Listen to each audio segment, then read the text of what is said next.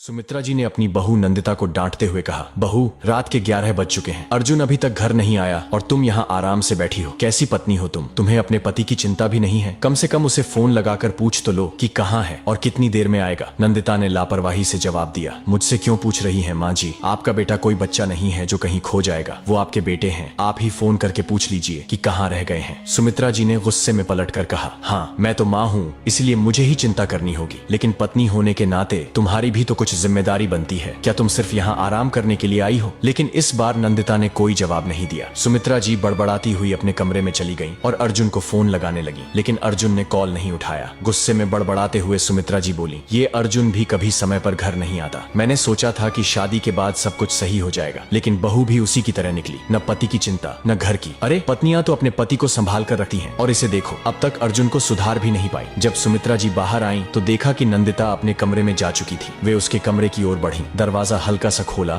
और देखा कि वह गहरी नींद में सो चुकी थी। निराश होकर सुमित्रा जी वापस हॉल में आकर बैठ गईं। कैसी औरत है ये, पति अब तक घर नहीं आया और इसे नींद भी आ गई, बिल्कुल बेपरवाह। सुमित्रा जी बड़बड़ाते हुए फिर से अर्जुन को फोन लगाने लगी, लेकिन उसने एक बार भी कॉल रिसीव नहीं किया। आखिरकार थक हार कर वह हॉल में सोफे पर बैठ गई। रात के 12:30 पर दरवाजे की घंटी बजी। सुमित्रा जी घबरा कर भागते हुए दरवाजे तक गईं और दरवाजा खोलते ही उनका दिल बैठ गया। अर्जुन नशे की हालत में दरवाजे पर खड़ा था, इतना लड़खड़ा रहा था कि खुद को संभाल भी नहीं पा रहा था। किसी तरह सुमित्रा जी ने उसे सहारा देकर घर के अंदर लाया और सोफे पर बैठा दिया। बेटा तो बुढ़ापे का सहारा होता है, लेकिन यहाँ देखो, मुझे ही तुझे संभालना पड़ रहा है। कुछ तो शर्म कर अर्जुन, कब तक यूं ही मुझे तड़पाता रहेगा? सुमित्रा जी गुस्से में डांट रही थीं, लेकिन अर्जुन को होश होता तब तो वह कुछ जवाब देता। वह नशे में धुत सोफे पर लुढ़क गया। सुमित्रा जी निराश होकर अपने कमरे में चली गईं और बड़बड़ाने लगी, जब पत्नी को ही कोई परवाह नहीं है तो मैं क्यों परेशान होती रहूं? पहले अकेला बेटा खून पीता था, अब बहू भी उसी के साथ मिल गई। मेरी तो पूरी जिंदगी ही बर्बाद हो गई। गुस्से में उन्होंने चादर ओढ़ ली और सो गई। सुबह जब उनकी आंख खुली तो देखा कि अर्जुन अभी भी हॉल में सोया पड़ा था और नंदिता पास में डाइनिंग टेबल पर बैठकर चाय पी रही थी। सुमित्रा जी को देखकर नंदिता ने पूछा, माँ जी, आप चाय लेंगी? उसे देखकर सुमित्रा जी ने निराशा से हाथ जोड़ते हुए कहा, तू ही पी अपनी चाय, पति यहाँ नशे में पड़ा है। लोगों की तो चिंता के मारे भूख प्यास उड़ जाती है, और तुझे देखो, इतनी बेपरवाह होकर चाय पी जा रही है। सुमित्रा जी की बात सुनकर नंदिता हल्की मुस्कान के साथ बोली, क्या बात है माँ जी, आज तो आप बहुत गुस्से में लग रही हैं। भला मैं क्यों अपना खाना पीना छोड़ूं? आपका बेटा कितने सालों से बिगड़ा हुआ है, लेकिन आपने तो कभी खाना पीना बंद नहीं किया। फिर मुझसे ऐसी उम्मीद क्यों? माँ जी, जरा शांति बनाए रखिए, कहीं बीपी न बढ़ जाए। वैसे भी मैंने नाश्ता तैयार कर दिया है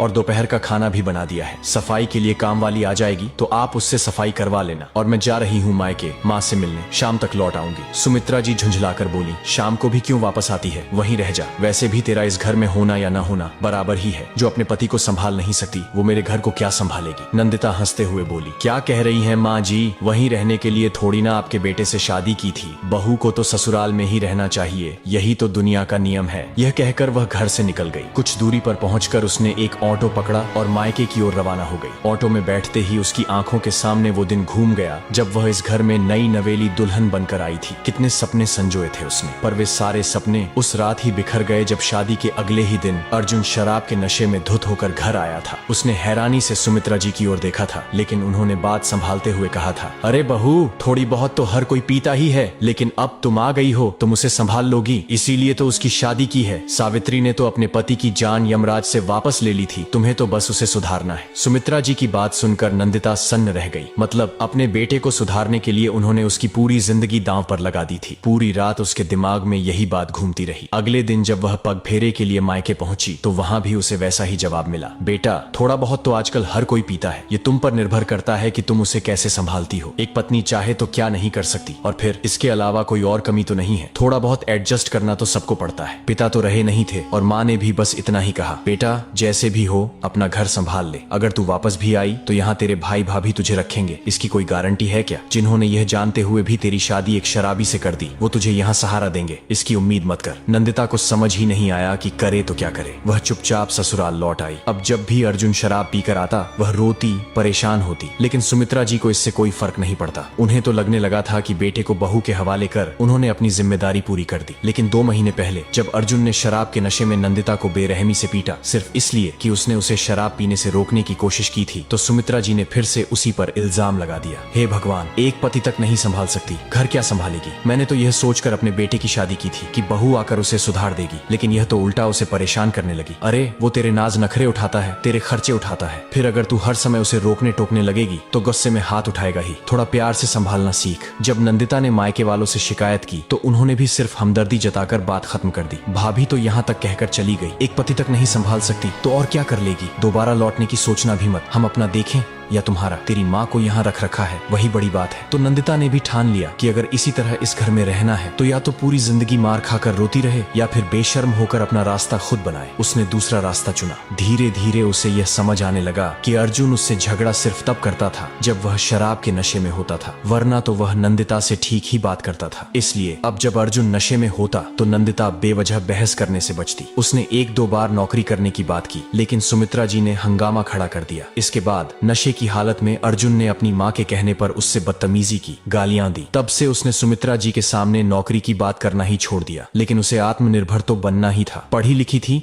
तो नौकरी करना भी जरूरी था, मगर बाहर कैसे निकले, इसलिए वह अक्सर मायके का बहाना बनाकर घर से निकल जाती थी। अभी एक हफ्ते पहले ही उसने एक इंटरव्यू दिया था, वहां से कॉल आया तो आज उसी के लिए गई थी। जब पहुंची तो पता चला कि उसकी नौकरी पक्की हो गई है। उसने सारे जरूरी कागजात जमा कर दिए और अगले ही दिन से ज्वाइन करने को कहा गया। घर लौटी तो अर्जुन होश में आ चुका था, लेकिन सुमित्रा जी गुस्से में बैठी उसे घूर रही थी। जैसे ही नंदिता ने दरवाजे के अंदर कदम। वीडियो में आगे बढ़ने से पहले मैं आपको एक जरूरी बात बताना चाहता हूँ। आज मेरे पास इंस्टाग्राम पर 8,68,000 फॉलोअर्स, फेसबुक पर 6 लाख से ज्यादा फॉलोअर्स और यूट्यूब पर भी लाखों सब्सक्राइबर्स हैं। और ये सब मैंने बिना किसी पैसे खर्च किए, बिना किसी शॉर्टकट के हासिल किया है, जिससे आज मैं अच्छी खासी आय कमा रहा हूँ। लेकिन जब मैंने शुरुआत की थी तब मेरे पास कोई मार्गदर्शक गाइड नहीं था। मुझे खुद रिसर्च करनी पड़ी, गलतियां की, समय बर्बाद किया और बहुत संघर्ष किया। पर आपको ये सब नहीं करना पड़ेगा। मैंने एक सेल्फ इंप्रूवमेंट बुक लिखी है जिसमें वे सभी सीक्रेट्स, स्ट्रेटजीज और माइंडसेट हैक्स बताए हैं जो मैंने इंस्टाग्राम, फेसबुक और यूट्यूब ग्रो करने के लिए इस्तेमाल किए। अगर आप भी करियर में आगे बढ़ना चाहते हैं, अपनी जिंदगी को बेहतर बनाना चाहते हैं, अपनी स्किल्स डेवलप करके ज्यादा पैसे कमाना चाहते हैं या किसी भी क्षेत्र में खुद को सुधारना चाहते हैं तो यह किताब आपके लिए है। चाहे आप एक छात्र हो,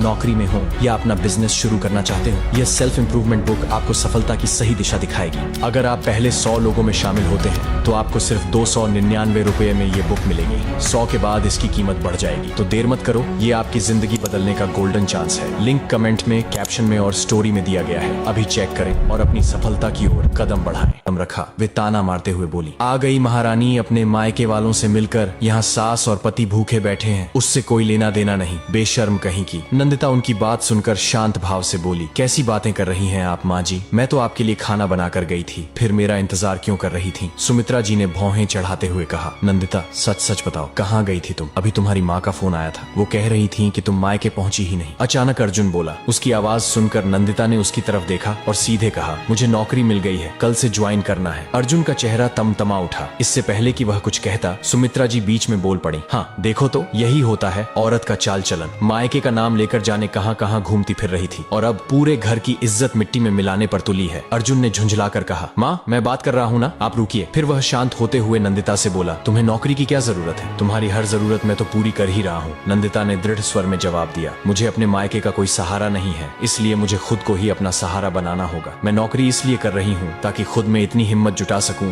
कि आपके सामने खड़े होकर कह सकूं, या तो आप शराब छोड़िए या मुझे छोड़ दीजिए। अर्जुन एकदम सख्ते में आ गया। सुमित्रा जी ने माथा पीटते हुए कहा, हाय राम, अपने ही पति को छोड़ने की धमकी दे रही है। बेशर्म, घर बनाने के बजाय इसे खुद अपने हाथों तोड़ रही है। लेकिन इस बार नंदिता भी चुप नहीं रही। उसने ठोस आवाज में कहा, बस कीजिए माँ जी, बहुत सुन लिया मैंने। मैं कोई नशा मुक्ति केंद्र नहीं हूँ, बल्कि एक इंसान हूँ जिसकी अपनी भी कोई जिंदगी है और मुझे अपनी जिंदगी के बारे में सोचने का पूरा अधिकार है। मगर इस रिश्ते को तोड़ने से पहले मैं इसे एक आखिरी मौका देना चाहती हूँ। बताइए अर्जुन जी, आप शराब छोड़ेंगे या फिर पत्नी? कमरे में सन्नाटा छा गया। अर्जुन कुछ देर तक गहरी सोच में डूबा रहा, फिर हल्की मुस्कान के साथ बोला, ठीक है, जब तुम इस रिश्ते को एक मौका देना चाहती हो तो मैं भी ये मौका लूंगा। कब ज्वाइन करना है तुम्हारा नशा मुक्ति केंद्र? उसकी बात सुनकर नंदिता की आंखों में चमक आ गई, जबकि सुमित्रा जी बिल्कुल स्तब्ध खड़ी रह गईं। उनकी आंखों से आंसू बह निकले। जो काम वह बरसों तक नहीं कर पाई वह उनकी बेशर्म बहू ने कर दिखाया। अगले ही दिन अर्जुन ने नशा मुक्ति केंद्र ज्वाइन कर लिया। महीनों की मेहनत और संघर्ष संघर्ष के बाद उसमें सचमुच बदलाव आया। उसने हमेशा के लिए शराब छोड़ दी और आज वही सुमित्रा जी अपनी बेशर्म बहू की नजरें उतारते नहीं थकती। निष्कर्ष, आत्मनिर्भरता और आत्मसम्मान जीवन के सबसे महत्वपूर्ण आधार हैं। समझौता वहीं तक उचित है जहां तक वह व्यक्ति की गरिमा को ठेस न पहुंचाए। नंदिता ने धैर्य और साहस के साथ अपने हालात को बदला और यह साबित किया कि सशक्त महिलाएं न केवल अपना जीवन संवार सकती हैं बल्कि अपने परिवार में भी सकारात्मक बदलाव ला सकती हैं। सही निर्णय और आत्मविश्वास से कोई भी परिस्थिति बदली जा सकती है। बस आवश्यकता होती है संकल्प और दृढ़ता की। दोस्तों, अगर आपको ये कहानी पसंद आई हो और इससे आपको कुछ सीखने को मिला हो तो वीडियो को लाइक जरूर करें, इसे ज्यादा से ज्यादा शेयर करें ताकि और लोग भी इससे प्रेरणा ले सकें। और ऐसे ही दमदार कहानियों के लिए चैनल को सब्सक्राइब करना न भूलें। आपका एक लाइक और सब्सक्राइब हमें और बेहतरीन कंटेंट बनाने की प्रेरणा देता है। तो चलिए दोस्तों, मिलते हैं अगले वीडियो में। धन्यवाद।